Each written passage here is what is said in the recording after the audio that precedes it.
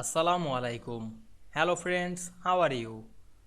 Welcome back to my new video. In this video, I am going to show you how to insert a background pattern in Microsoft Word. Let's get started.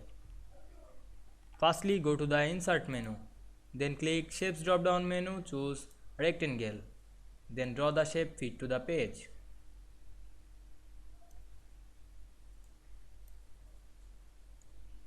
Then click the shape and go to the shape format menu. Then select the format text. Then go to the fill option and choose pattern fill. Then apply pattern of this fill color. You can change the foreground color of this pattern, otherwise apply the background color.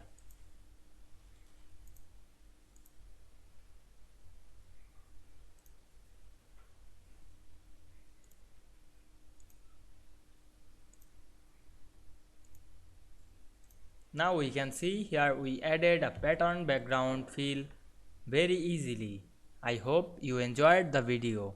Please like, comment, share and subscribe my channel. Thanks for watching.